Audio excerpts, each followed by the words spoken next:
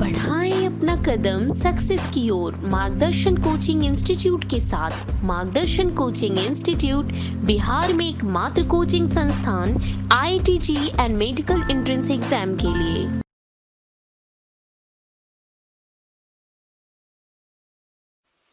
Good morning students. पिछले वाले class में हम लोग ऑलरेडी स्केलर प्रोडक्ट पे वेक्टर प्रोडक्ट पे काम कर रहे हैं, सही है ना? हाँ, ध्यान है यार। तो न्यूमेरिकल्स वाले पार्ट पे काम कर रहे थे। दूसरी चीज मैंने ये भी बात बोला था, है ना, कि हम लोगों को प्रयास ये करना है कि दैट इज मैक्सिमम क्वेश्चन का जो सॉल्यूशन आए उसका मैथमेटिकल अप्रोच कैसे बनाना था, डिटर्मिनेंट के थ्रू। ठीक, रेस्ट सारी चीजें तो मैं धीरे धीरे करके समझाता ही जाऊंगा, इवॉल्व भी कराता जाऊंगा, ठीक है। लेकिन ध्यान रखना कुछ कुछ चीजें जैसे जैसे आगे बढ़ रहे चीजों में थोड़ी थोड़ी कॉम्प्लेक्सिबिलिटी बढ़ती जाएगी, ठीक है। अब नेक्स्ट क्वेश्चन लिखे। जैसे पिछले वाले पार्ट में काम कर रहे थे वैसे ही यहां भी करते हैं, सही है ना? चेक करो। फॉर एग्जाम्पल लिखूं find the angle between vector P and Q if, पहला क्वेश्चन, ठीक है, P क्रॉस Q PQ के बराबर और P क्रॉस Q 0 के बराबर, ठीक है। थोड़ा सोचे तो फील अच्छा है। चाहे तो मैग्नीट्यूड में भी लिख सकते हो, वो कोई बहुत बड़ा इशू नहीं है, ठीक है। वो चाहे तो आप मैग्नीट्यूड पे लिख सकते हैं,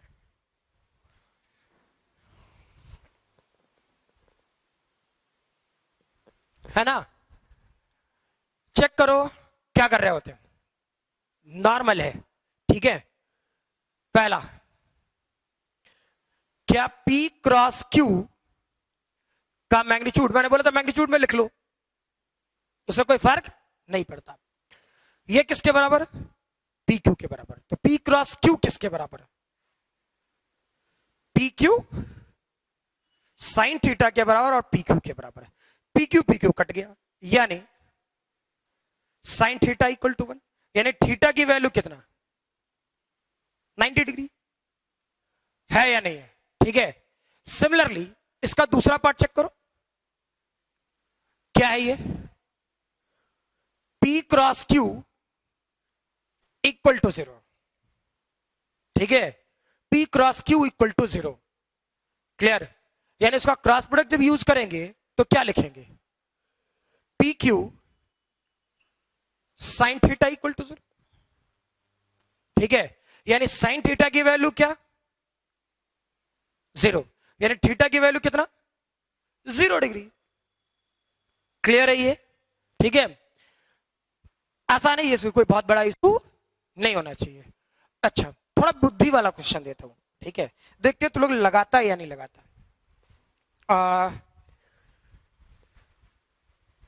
थोड़ा सोचना, अच्छा क्वेश्चन है ये, क्लियर? रेस्ट तो मतलब मीनिंग ये है कि ऊट पटांग किसी भी टाइप का क्वेश्चन दे सकते हैं, लेकिन वेक्टर बोला ना मैंने, कुछ भी अगर जो अलूल जलूल पूछना चाहे पूछ सकता है, ठीक है। और इसमें आप इफ बट नहीं कर सकते। रीजन पूरा फिजिक्स है, कुछ उठा के पूछ देगा यार, कुछ हो। क्लियर? चलो देखते। फॉर एग्जाम्पल फाइंड द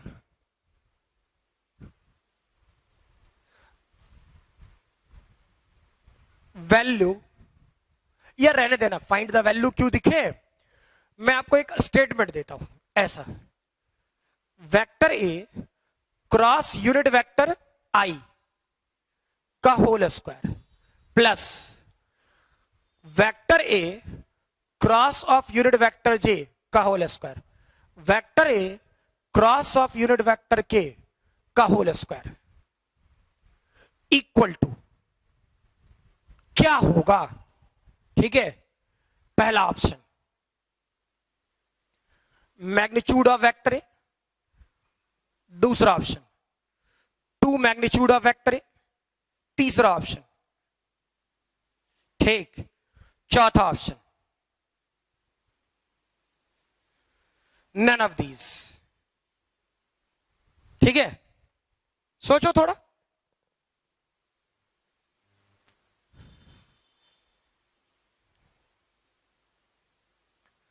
थोड़ा सोचे तो बुद्धि चले।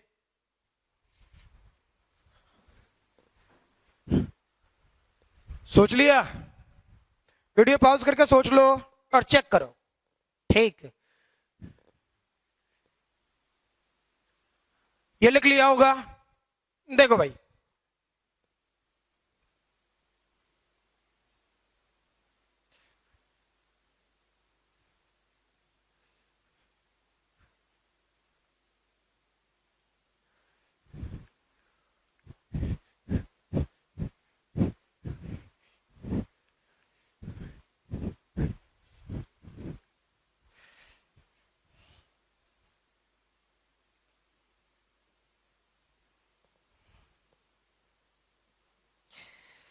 चेक करो। वेक्टर ए क्रॉस आई, आई क्या था?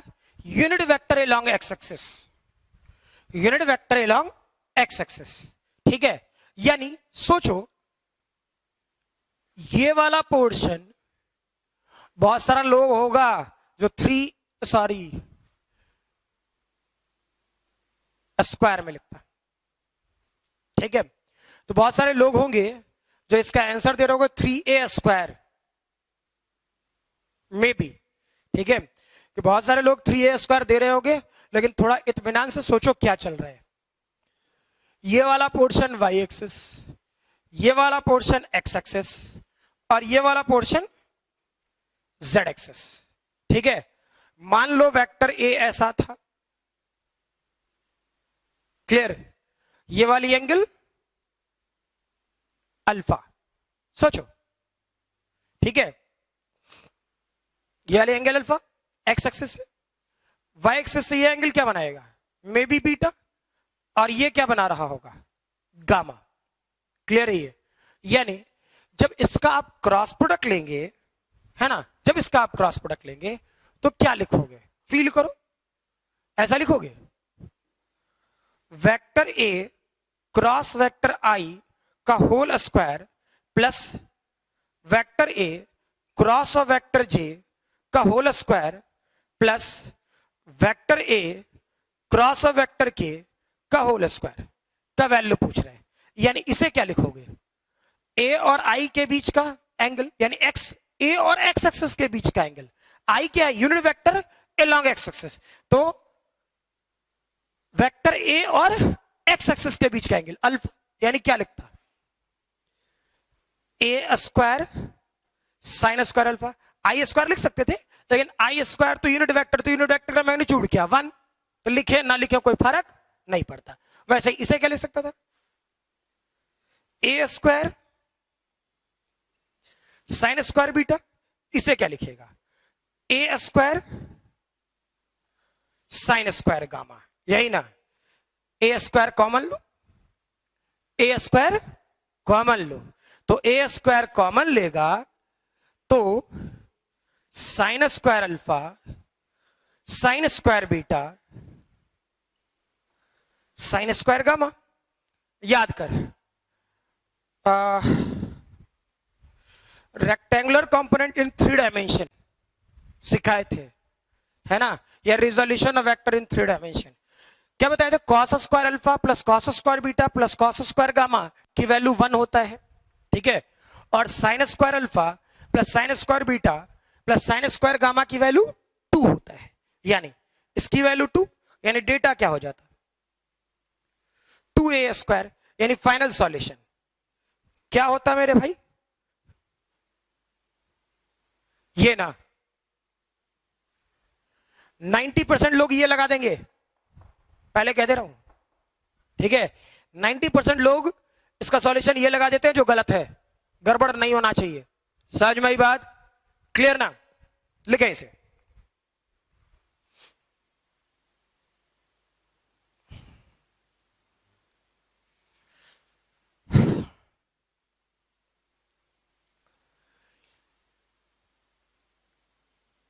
हो गया होगा? चलो नेक्स्ट क्वेश्चन लिखे।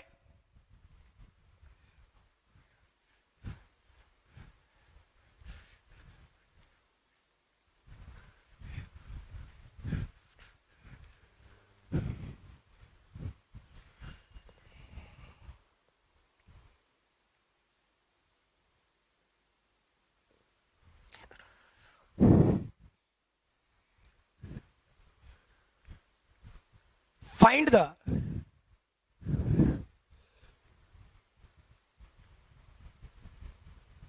value of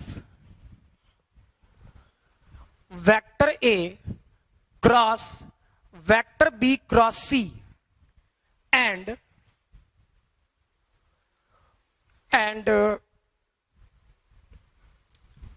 A cross B cross सी।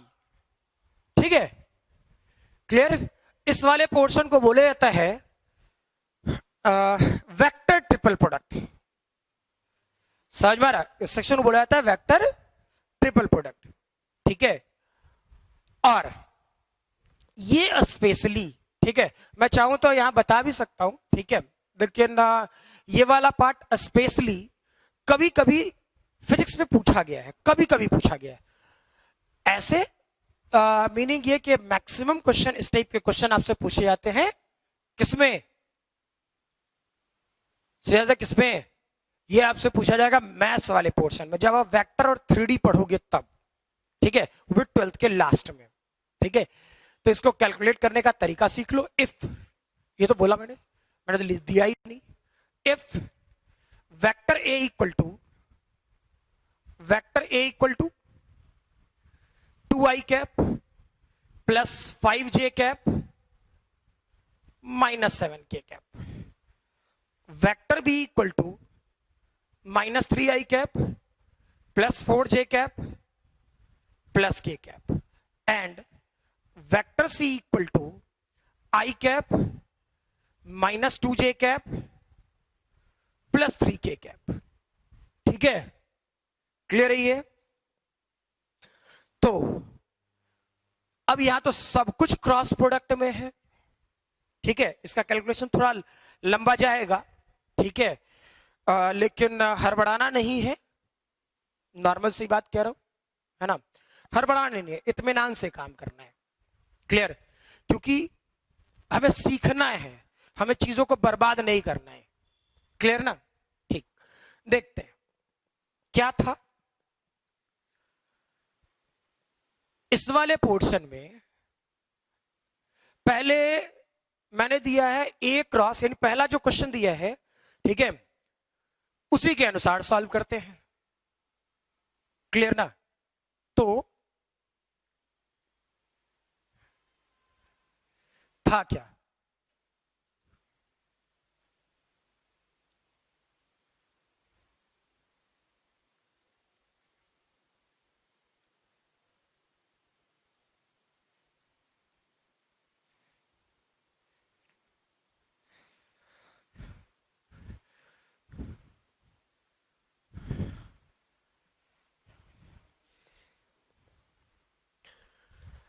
तो चेक करो, चलो इधर से ही बनाते हैं।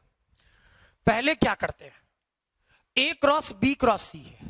ठीक, तो क्या करोगे, पहले बी क्रॉस सी निकालो। ठीक है, कोई दिक्कत? तो बी क्रॉस सी निकालने के लिए क्या करता, फिर वही कहानी, आई कैप जे कैप के कैप। क्लियर? इसे यूज करोगे तो ये डेटा -3 4 1 1 -2 3। ठीक है, जैसे सिखाए थे काम करना शुरू करो। थोड़ा लंबा जाएगा इसका कैलकुलेशन, लेकिन डजंट मैटर, काम करना है हमें। पहले क्या सिखाए थे, ये वाला पोर्शन प्लस माइनस प्लस। ठीक है, चेक करें क्या होता। आई कैप बाहर निकालो, आई कैप बाहर निकालोगे तो क्या होगा, ये और ये नहीं चाहिए, ये और ये नहीं चाहिए, यानी 4 -2 1 3।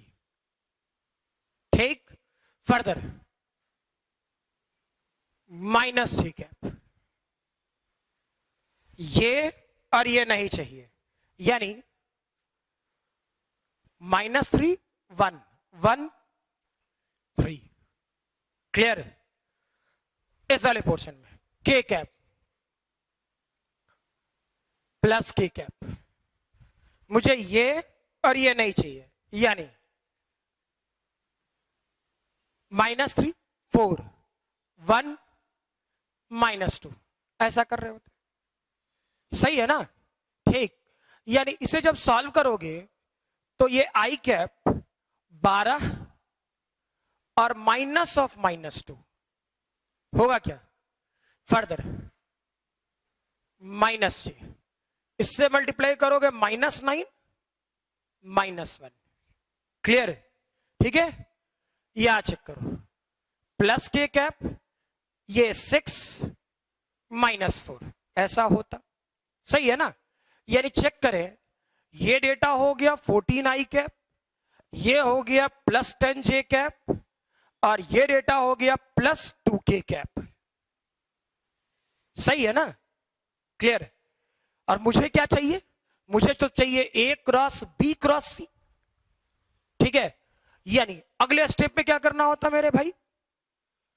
A cross B cross C। Clear? यानी ऐसा करें, ठीक है, ये वाला portion i cap j cap k cap. अब पहले वेक्टर कौन है? A, तो A वेक्टर का क्या है? मैग्नीट्यूड 2 5 -7। ठीक, और B क्रॉस C क्या आया? ये, यानी 14 10 2। क्लियर है ये? ठीक, फिर प्लस माइनस कर लो यार, प्लस माइनस प्लस। ठीक है, फिर से आई कैप बाहर निकालो, आई कैप, ये और ये नहीं चाहिए, यानी 5 10 -7 2। ठीक है, -j कैप, ये और ये नहीं चाहिए, तो 2 14 -7 2। क्लियर है ये? प्लस k कैप, ये और ये नहीं चाहिए, क्या कर रहे होते? 2 5 14 10। सही है, कैलकुलेट करो थोड़ा, क्या कर रहे होते? आई कैप कितना? 10 माइनस ऑफ -70। ठीक, -j कैप 4 माइनस ऑफ सचक 28 -98। मुझे तो यही दिख रहा, सही है ना? सचक 28 और 7। ठीक है, प्लस k कैप, क्या कर रहे होते? 20 और -70। ठीक है, ये 10 माइनस माइनस प्लस, यानी ये डेटा क्या हो गया? 80 i कैप। सही है ना? ये कितना? 102, इसे जोड़ोगे तो 102, तो -102 j कैप। क्लियर? 20 -70, तो 20 -70 क्या? -50, तो -50 k कैप। क्लियर है ये? समझ में आ रही बात? ठीक है, तो पहले वाले पार्ट का सॉल्यूशन ये होता है, इस वाले पार्ट का। क्लियर है? ठीक है, लेकिन अगर जो कोई बंदा ये सोचे, ठीक है, कि कोई बंदा ये सोचे कि दैट इज इसका भी सॉल्यूशन वही आएगा, तो नहीं। क्या जो बोले क्लियर है? ये स्केलर ट्रिपल प्रोडक्ट में अगर जो कोई आगे पीछे हो जाए तो मे बी वैल्यू सेम आए। स्केलर कहने का मतलब क्या है? मैग्नीट्यूड है। समझ में है ना? स्केलर कहने का मतलब क्या? मैग्नीट्यूड। ठीक है, तो डायरेक्टली इनडायरेक्टली आपसे मैग्नीट्यूड पूछ रहा है वो, है ना? लेकिन यहां तो वेक्टर है ना, तो वेक्टर में ऐसे ही काम करेंगे। ठीक है, तो वीडियो पॉज करें, क्लियर, और पहले ये पूरा का पूरा सॉल्यूशन लिख लें। ठीक है, चलो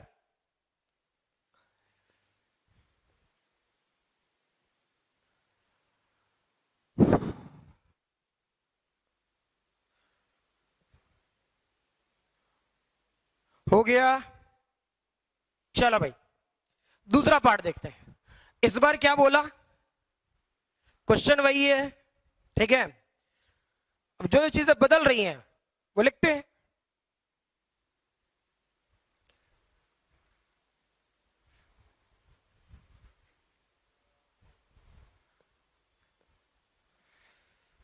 ऐसा सोचो, क्या है,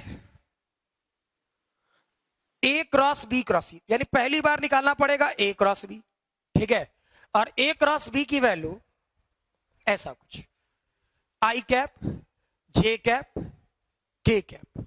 इस वाले पोर्शन में 2 5 -7, 2 5 -7, -3 4 1, -3 4 1, ऐसा करते हैं ना। ठीक है, चलो इसे सॉल्व करें। जैसे बोले थे सेम, प्लस माइनस प्लस। ठीक है, अब मैं बार बार बोल रहा हूं ये प्लस माइनस प्लस, मैं सिर्फ एक नोटेशन बोल रहा हूं, सिर्फ दिखाने के लिए लिख रहा हूं। समझ में है ना, ये लिखने की कोई जरूरत नहीं है। क्लियर, चलो नेक्स्ट देखें। नेक्स्ट स्टेप क्या कर रहे होते,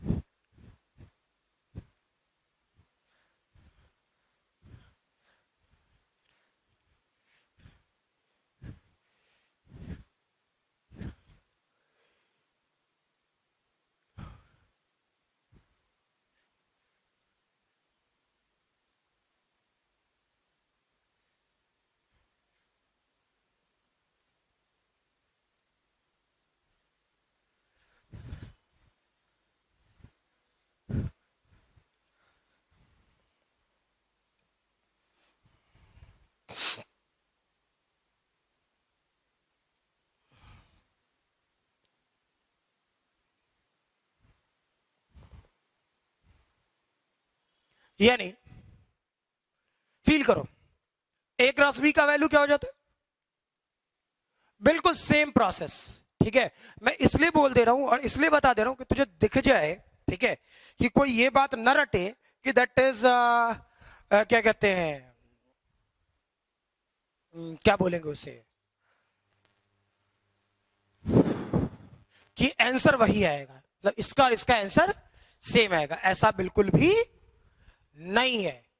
क्लियर, एक बार चेक कर लें ताकि इत्मीनान हो जाए, और जब भी क्वेश्चन सॉल्व करें तो फिर दिमाग में वो सारी बातें फिट रहें। क्लियर ना, ठीक है, चलो इस वाले पोर्शन में क्या होता, ए क्रॉस बी, ए क्रॉस बी क्या था, आई कैप। क्या करें, ये और ये नहीं चाहिए, तो क्या क्या चाहिए, 5 4 -7 और 1, ठीक है, माइनस जी, ये और ये नहीं चाहिए, तो 2 और -3, 2 और -3, और -7 और 1। क्लियर, प्लस के कैप क्या होता, ये और ये नहीं चाहिए, यानी 2 5 -3 4। क्लियर, सॉल्व करो यार, जैसे बताया था क्या होता, आई कैप 5 माइनस ऑफ -28, ठीक, माइनस जे कैप 2 -21, ठीक, plus k cap 8 minus of -15, ऐसा ही ना होता, तो 28 और 5 33 आई के, ठीक है, ये कितना -19, यानी प्लस 19 सॉरी जे कैप है ना, और प्लस 23 के कैप।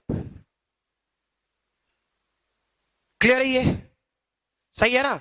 अब खुद सोचो, ए क्रॉस बी तो निकाल लिया, क्रॉस सी निकालना है, यानी इस बार क्या करते, ए क्रॉस बी क्रॉस सी, ठीक है। फिर वैसे ही काम करते, क्या, आई कैप जे कैप के कैप, ठीक है। आई ए क्रॉस बी, पहले ए क्रॉस बी है तो ए क्रॉस बी निकाल के बैठे पड़े, लिखो यार 33 19 23, सही है। वेक्टर सी, वेक्टर सी क्या है, 1 -2 3, क्लियर, ठीक है। क्या कर रहे होते, प्लस माइनस प्लस जैसे सिखाए थे। फिर क्या करता, चेक करो, आई के बाहर ये और ये नहीं चाहिए, 19 -2 23 इतना, ठीक है, माइनस ये और ये नहीं चाहिए, 33 1 23 3, गलत नहीं किया, ये नहीं चाहिए था, ये और ये नहीं चाहिए था, 19, हाँ ठीक है, फिर ये और ये नहीं, 30, हाँ बिल्कुल सही है, प्लस के कैप, ये और ये नहीं चाहिए, क्या करेंगे, 33 1 19 -2, ठीक है। यानी चेक करो, आई कैप 57 और ये माइनस ऑफ -46, क्लियर है? अच्छा, माइनस जे, ये क्या करोगे, 99 -23, ठीक है, प्लस के कैप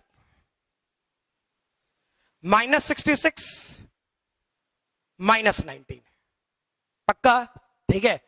अब तो यूज कर ही सकते हैं ना, माइनस माइनस प्लस, तो 6 और 7 13 11 12 123 आई कैप, ठीक है। यहां चेक करो यार, 99 यानी -6 और 7 जे कैप, क्लियर।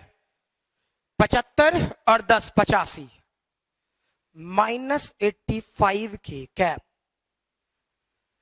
समझ में आ रही बात, क्लियर है, ठीक है।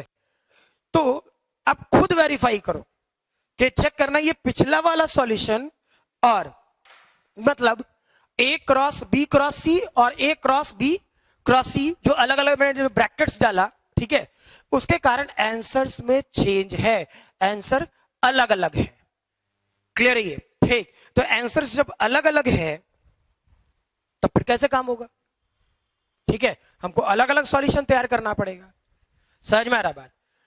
ये जनरली मैथ्स में ही पूछता है, ये भी बोल रहा हूं, ठीक है, लेकिन इक्का दुक्का बार नहीं बोले क्वेश्चन को कॉम्प्लिकेटेड करने के लिए परेशान करना है हमें, नहीं समझ में आ रहा, ठीक है, तो परेशान करना है भाई, ठीक है, करो, नहीं समझ में आया, इसका बाद में मैं एक फार्मूला दे दूंगा, कोई जरूरत नहीं है, मतलब पूछता बहुत कम है तो क्यों दिमाग लगाएं, क्लियर ना, ठीक। फटाफट इसे वीडियो पॉज करो और लिखो,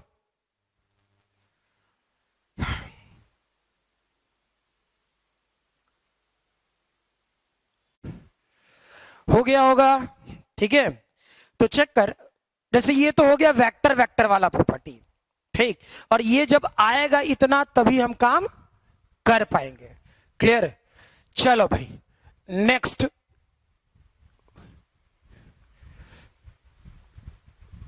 कुछ नहीं है, नॉर्मल मैथ्स है यार, ठीक है, नॉर्मल मैथ्स है, इसमें कौन सी बड़ी परेशानी, ठीक है।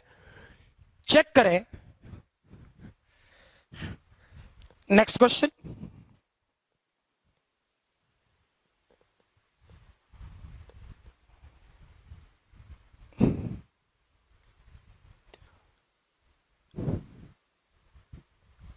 A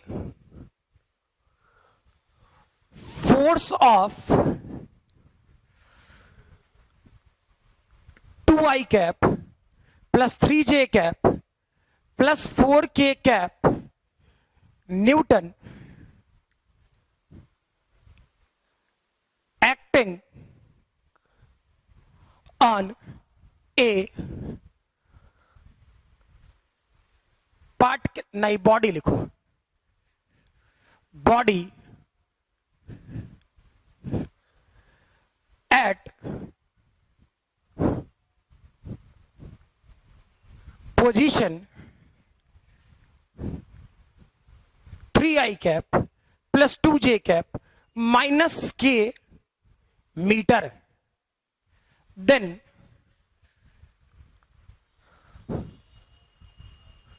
find the torque acting on the body. ठीक है, find the torque acting on the body. Clear है ये? ठीक, तो चेक करो कि फोर्स के बारे में बोला. अब दिक्कत क्या है, अभी टॉर्क का फॉर्मूला आप जानते नहीं. ठीक है, कि सीधा सीधा ये बात बोले कि आप टॉर्क का फॉर्मूला जानते नहीं. ठीक है, इसलिए मैंने बोला कि डायरेक्टली इनडायरेक्टली जो फिजिक्स है, वेक्टर वाला जो चैप्टर है वो पूरा फिजिक्स है. ठीक है, जैसे जैसे हम आगे बढ़ते जाएंगे वैसे वैसे फार्मूला जानेंगे, लॉजिक जानेंगे क्या होता है. ठीक है, तो अभी तो बेसिक फार्मूला लिख करके काम चला लो, है ना. टॉर्क का फार्मूला होता है, इसे बोला जाता है टाउ. टाउ नहीं, चाचा जी वाला ताऊ नहीं, टाउ. ठीक है, टाउ, और इसे बोला जाता है आर क्रॉस एफ.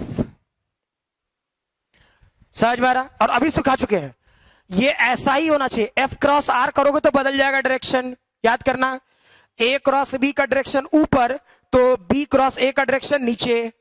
क्लियर है? ए क्रॉस बी का डायरेक्शन ऊपर तो बी क्रॉस ए का डायरेक्शन नीचे. ऑलरेडी सिखा रखे हैं, गड़बड़ नहीं होना चाहिए. क्लियर ना? सही है, तो चेक करो बेसिक्स. मतलब ये नहीं कि हम लोग बस हवा में उड़ते जा रहे हैं और क्या होता है नहीं होता पता नहीं है. क्लियर ना? हाँ, अब ये टॉर्क क्या होता है नहीं होता है हम लोग बाद में सीखेंगे. सही है ना?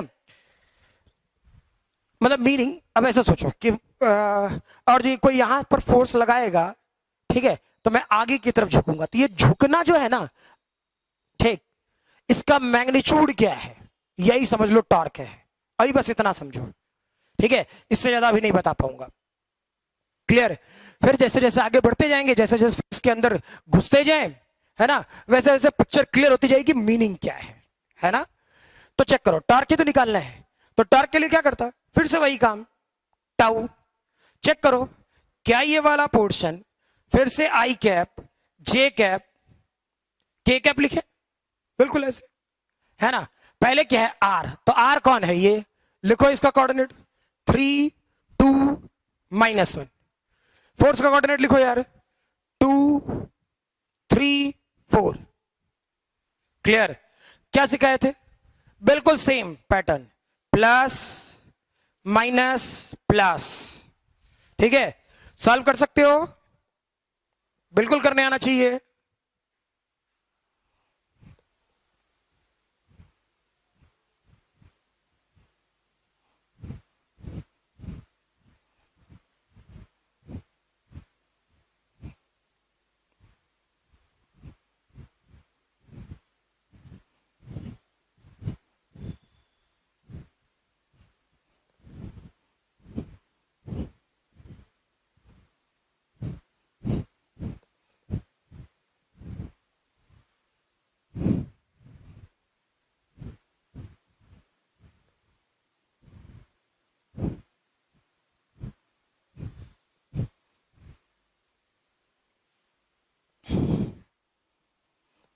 चेक करें क्या होता, टॉर्क आई कैप बाहर निकाले, ठीक है, और आई कैप बाहर निकाले और ये नहीं चाहिए, यानी ये डेटा 2 3 -1 4. ठीक है, 2 3 -1 और 4. फिर माइनस जे कैप बाहर निकाले, और आई थिंक सो एक ही टाइप का क्वेश्चन चल रहा है यार, मैं भी अब थोड़ा बोर हो रहा हूं एक ही टाइप के क्वेश्चन कराते कर, लेकिन मजबूरी है आपको कम से कम कुछ कुछ सेक्शंस तो दिखा दूं कि फिजिक्स में क्या क्या हो सकता है। क्लियर ना? ठीक है, इस चीज का ध्यान रखेंगे सभी लोग। तो ये वाला पोर्शन क्या होता, ये और ये नहीं चाहिए, यानी सॉरी नहीं चाहिए, तो क्या क्या बचता, 3 2 -1 4, फिर प्लस के कैप, ये और ये नहीं चाहिए, यानी 3 2 2 3। क्लियर है ना?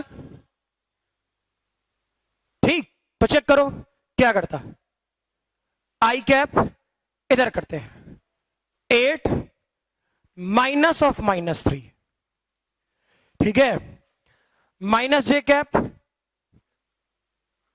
12 minus of -2, plus k cap 9 -4। ठीक है, यानी क्या होता है, 11 11 आई कैप माइनस 14 जे कैप प्लस 5 के कैप। क्लियर है ये? ठीक है, लिखे। और इस वाले टॉपिक में लास्ट क्वेश्चन करते हैं, ठीक है, जो शुरुआती फेज में मैक्सिमम वेक्टर्स वाले क्वेश्चन में मिलेगा, इसलिए मैंने टॉर्क वाला क्वेश्चन कराया, जनरली पूछता है इसलिए मैंने कराया। ठीक है, चलो देखते हैं क्या कर रहे होते।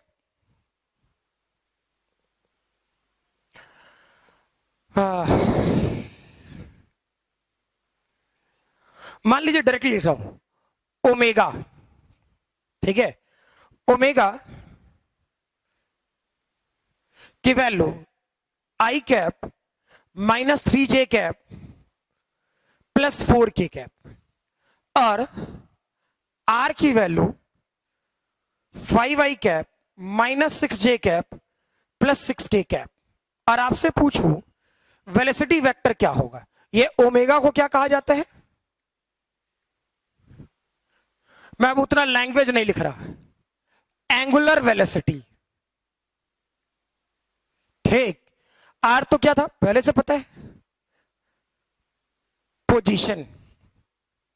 ठीक है, तो v का जो फॉर्मूला होता है वो होता है v का वैल्यू ओमेगा क्रॉस आर। ठीक है, हाँ किसी किसी जगह आर क्रॉस ओमेगा भी लिखा रहता है, पूरी तरह गलत है, ये पहले कह दे रहा हूं।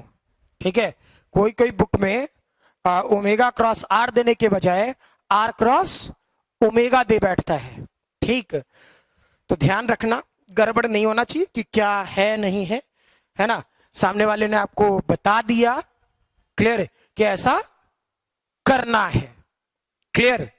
ठीक है, तो नहीं कर सकता इसे, क्या सीधा वी वेक्टर क्या लिखता, अब मैं इसे सॉल्व नहीं करूंगा यार, कर लेना, क्या लिख सकता था, आई कैप जे कैप के कैप, पहले कौन सा है ओमेगा, क्या लिखेगा 1 -3 4, ठीक, और आर 5 -6 प्लस 6, सॉल्व नहीं कर लेगा। ठीक है, वही तो करना है, पक्का ना? रेस्ट जैसे जैसे आगे बढ़ते जाएंगे, कब कौन सा क्रॉस प्रोडक्ट का फॉर्मूला आएगा वो हम लोग देखते जाएंगे। क्लियर है ये? ठीक है, अभी वेक्टर में जितना आपको बोले, जितना बोले उतना मान लेना। क्या जो बोला क्लियर है?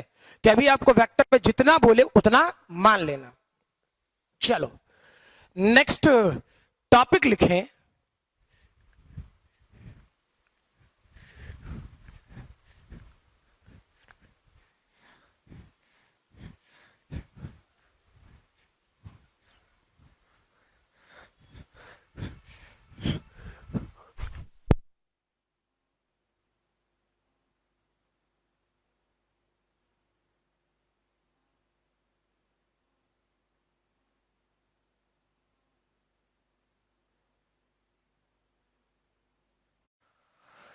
चलो लिख लिया होगा, ये सॉल्व कर लेना इसे, है ना।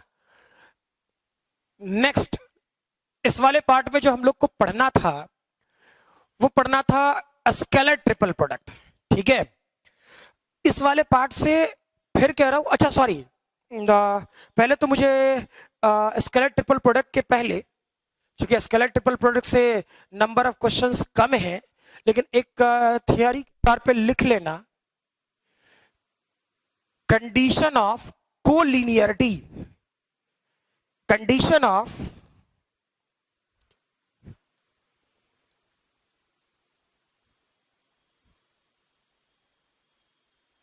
कंडीशन ऑफ को लीनियरिटी। क्लियर? यानी कोलिनियरिटी कहने का मतलब क्या? Same line. समझ में आ रहा बात? कंडीशन ऑफ कोलिनियरिटी कहने का मतलब सेम लाइन, यानी कि दो वेक्टर्स आपस में परपेंडिकुलर, सॉरी पैरेलल हो। सीधा सीधा मतलब ये कि if two vectors are parallel तो क्या कंडीशन होगा, चेक करो। मान लो vector A1 I cap, A2 J cap, A3 K cap, ठीक है। Vector B B1 I cap, B2 J cap, B3 K cap. Clear होता ही। और ये दोनों वेक्टर अगर जो आपस में पैरेलल है तो इसका कंडीशन क्या होगा? ठीक है, तो एक्चुअली में इसका रेशियो आपस में बराबर होना चाहिए। तो मैंने तो डायरेक्टली बोल दिया कि रेशियो बराबर होना चाहिए। सोचो क्या होना चाहिए? ठीक, यानी अगर जो पैरेलल है तो इसका क्रॉस प्रोडक्ट की वैल्यू 0 होगा, ठीक है। और क्रॉस प्रोडक्ट को कैसे सिखाए थे? आई कैप, जे कैप, के कैप। ये क्या होता? A1 A2 A3, B1 B2 B3। ये वाला पोर्शन क्या लिख सकता था? 0, ठीक है। आई कैप को बाहर निकालो, आई कैप को बाहर निकालोगे तो ये और ये नहीं चाहिए, तो क्या लिखता? A2 A3 B2 B3। Clear है? फिर माइनस जे कैप सिखा रखे हैं, ये और ये नहीं चाहिए, यानी A1 B1 A3 B3। Clear है? प्लस के कैप, ये और ये नहीं चाहिए, यानी A1 B1 A2 B2। ये 0 होता, सही है ना? तो आई कैप बाहर निकालो, आई कैप बाहर निकालोगे तो इससे इसको मल्टीप्लाई करो, यानी A2 B3 minus A3 B2। ठीक, माइनस क्या लिखते? J cap, minus j cap. तो A1 B3 minus A3 B1 plus k cap, A1 B2 minus A2 B1 equal to 0। ठीक है, यानी फील करो ये तब तक 0 नहीं हो सकता जब तक कि I1 का इंडिविजुअल कंपोनेंट 0 हो। ठीक है, यानी I का individual component A2 B3 minus A3 B2 must be equal to 0। वैसे ही A1 B3 minus A3 B1 equal to 0 must be A1 B2 minus A2 B1 equal to 0। Clear है? इसको इधर लेके चला, A2 B3 A3 B2, यानी check करो क्या लिख सकता था? A2 by B2 B2 by B3 होता। वैसे ही सोचो A1 B3 A3 B1। Clear है? यानी सोचो A1 by B1 A3 by B3। Similarly A1 by B2 A2 B1, यानी A1 by B1 A2 by B2। अब तीनों को अगर जो कंबाइंड करोगे तो क्या ऐसा लिख सकते थे? A1 by B1 A2 by B2, A3 by B3। ठीक है, ये रेशियो अगर जो आपस में बराबर है तो ये दोनों ही वेक्टर आपस में पैरेलल होगा, हाँ ना? क्लियर है? ये दोनों ही वेक्टर आपस में बराबर हो तो ये दोनों वेक्टर क्या होगा? आपस में पैरेलल होगा। बात खत्म। ठीक है, वीडियो पॉज करो, लिखो जल्दी। ठीक है,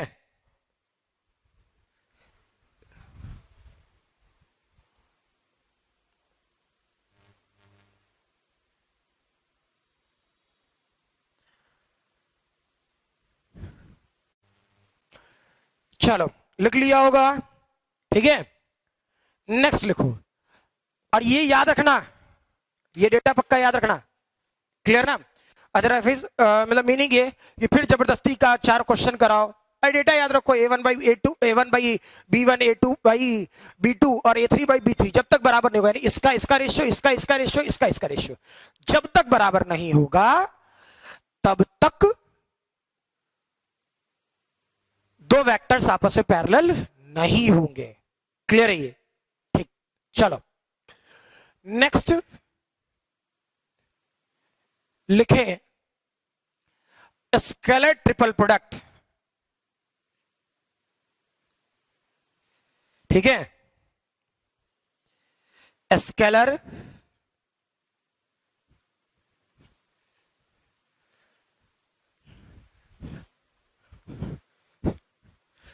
ट्रिपल प्रोडक्ट।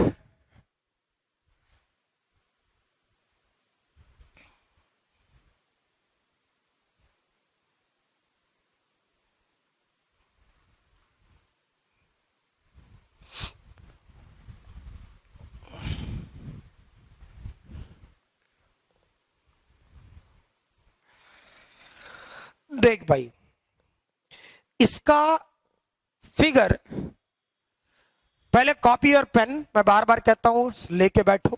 ठीक है, और सीधा सीधा स्ट्रेट फॉरवर्ड हिदायत दे रहा हूं इस टॉपिक के लिए। ठीक है, दैट इज कॉपी और पेन पक्का लेके बैठेंगे, समझ में आई बात ना? अदरवाइज तुम फिगर ड्रॉ नहीं कर पाओगे, तकलीफ होगा। समझ में आई बात ना? ठीक है, इसलिए गड़बड़ ना करें। फिगर और पेन और कॉपी लेके ही बैठेंगे, फिगर ड्रॉ नहीं कर पाओगे, फिर परेशान हो गए कि मास्टर क्या पढ़ा के निकल गया, पता ना चला। ठीक है, पहले तो ये टॉपिक आपसे पूछा कम जाता है, बहुत कम, है ना? फिर भी सिलेबस में पढ़ाना तो है यार। क्लियर ना? चेक करो, स्केलर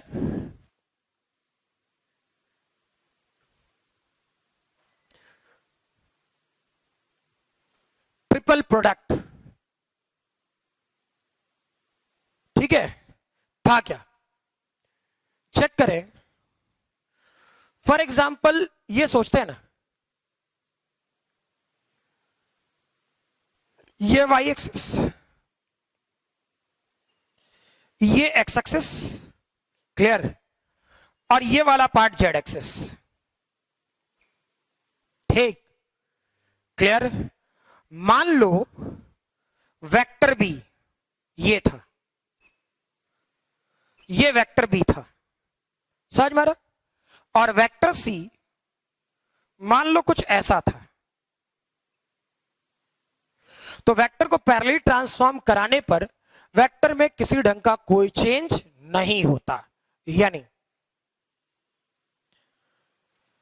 ये वाला पार्ट वेक्टर सी होता ना, और ये वाला पार्ट वेक्टर बी होता। ठीक, क्लियर, कोई दिक्कत नहीं। अब वेक्टर ए जो है, वेक्टर ए, अब इसके बीच का एंगल थीटा मान लो, कुछ हो मानना, कुछ भी, एनीवन, तुम्हारी जो इच्छा करते हैं। ठीक, कोई दिक्कत? अब वेक्टर ए कैसा था?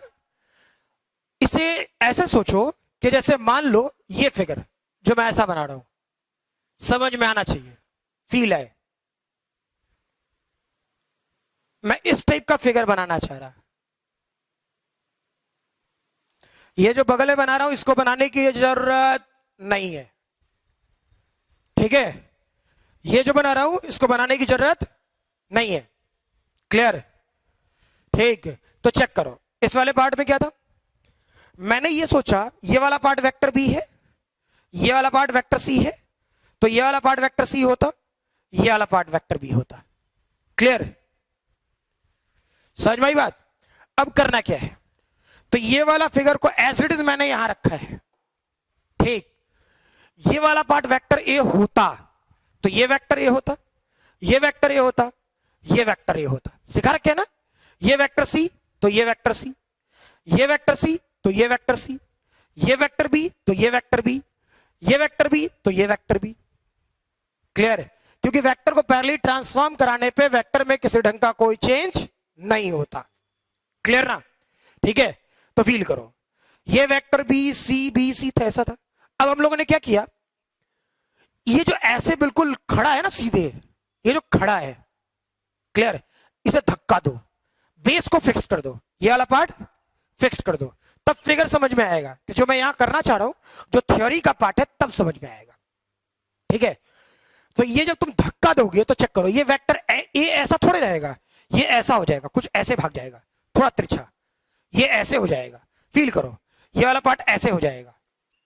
क्लियर? और ये लास्ट वाला पार्ट ऐसे हो जाएगा। हाँ ना? ये थोड़ा तिरछा ऐसे ये है ना। अब ये तो रिजिड है, अब इसको पकड़ के या सोचो मेरा हाथ अब ये स्ट्रेट है, अब इसको धक्का दे, अरे मुड़ेगा ना ऐसे।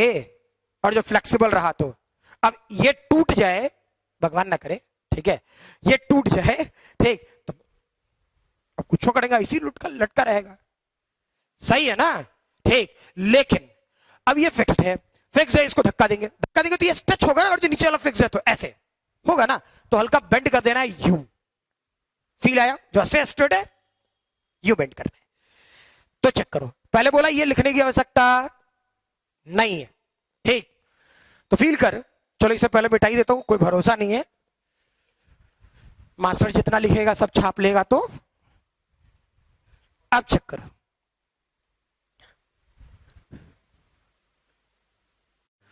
ठीक है, तो बात समझ में है?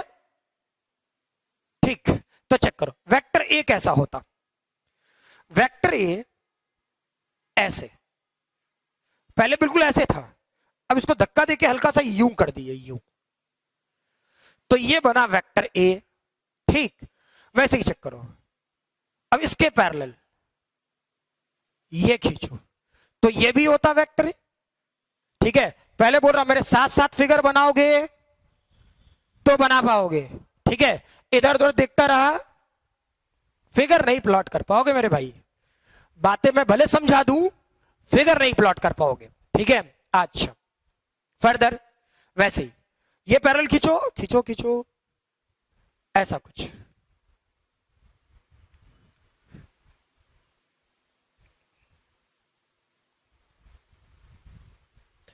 तो ये भी वेक्टर ए होगा। और वैसे ही यहां से पैरेलल खींचो तो ये भी वेक्टर ए हो गया। अब सोचो, वेक्टर बी ये पैरेलल खींचे और वेक्टर बी ये पैरेलल खींचे, तो vector B vector B.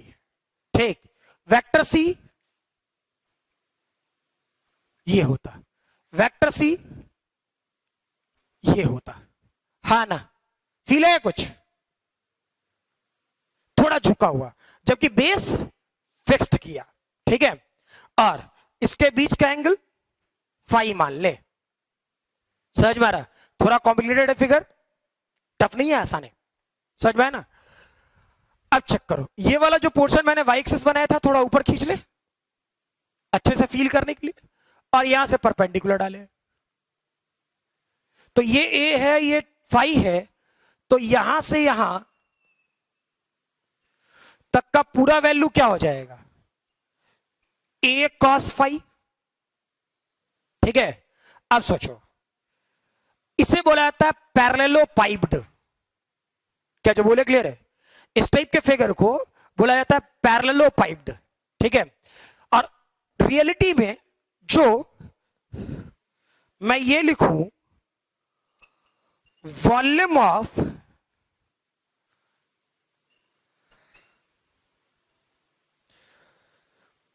Parallelepiped को ही स्केलर ट्रिपल प्रोडक्ट कहा जाता है।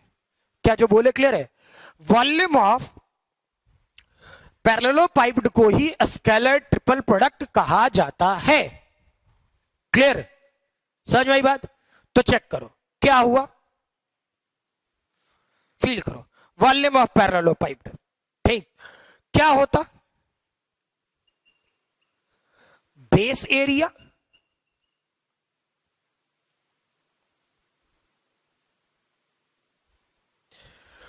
Into height. क्लियर? तो बेस एरिया क्या होता? फील करो, फील करो। बेस एरिया क्या होता? बेस वाला पार्ट ये मैंने बोला, ये जो शेडेड बना रहा हूं वो देखो, ठीक। तो ये कैसा है? एक पैरेललोग्राम, ठीक। तो पैरेललोग्राम का एरिया क्या बताए थे? ए क्रॉस बी का मैग्नीट्यूड। तो यहां बी सी है, तो बी क्रॉस सी का मैग्नीट्यूड, यानी क्या लिखता? B C sine theta. क्या फील आया? B C sine theta. Height क्या है? परपेंडिकुलर हाइट चेक करो यार, ए कॉस फाइव, ए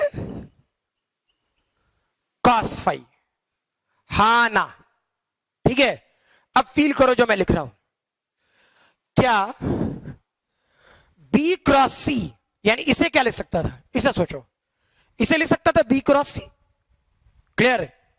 इस सेक्शन को क्या यूज कर सकता था? बी क्रॉस सी, ठीक है।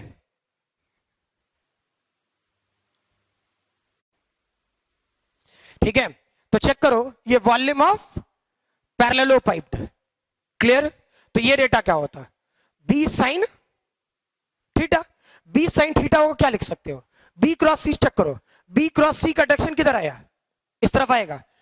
बी इधर है, चेक करो, बी इधर है और सी किधर है? इधर, ऐसे। तो बी क्रॉस सी का डायरेक्शन किधर जाएगा? थंब की तरफ, यानी बी क्रॉस सी का डायरेक्शन इस तरफ, हा ना। और बी क्रॉस सी और इसके बीच का एंगल क्या है? फाई। बी क्रॉस सी और ए के बीच का एंगल क्या है? फाई। क्या जो बोले क्लियर है? बी क्रॉस सी और वेक्टर ए के बीच का एंगल फाई, ठीक है। यानी क्या कर रहे होते हैं इस वाले पोर्शन में? हम लोग क्या यूज करें? सीधा सीधा सीधा। अब वॉल्यूम ऑफ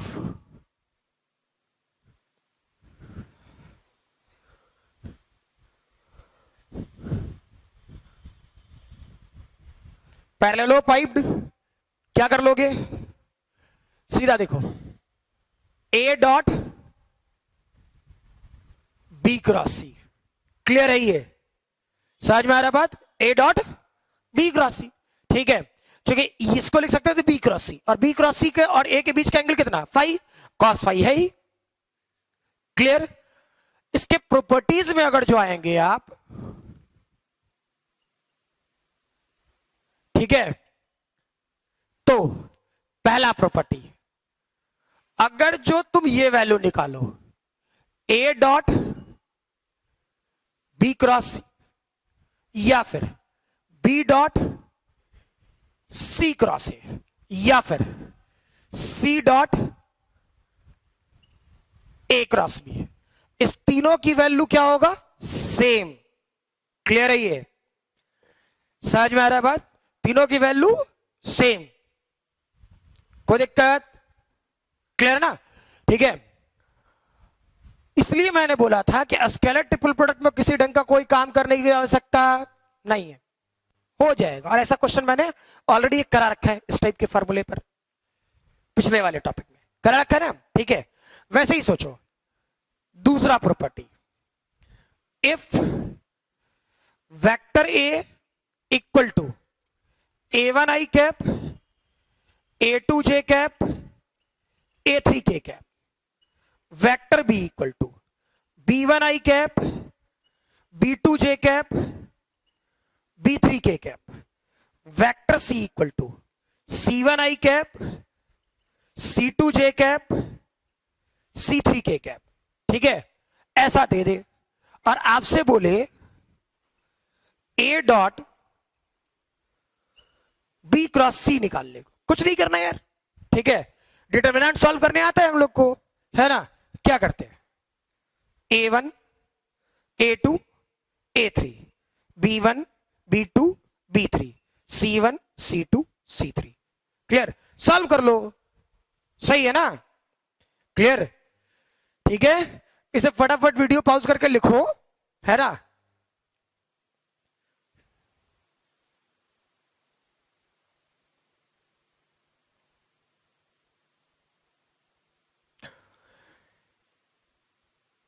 ठीक है, चलो भाई, इस वाले क्लास में यहीं तक रहने दें, है ना।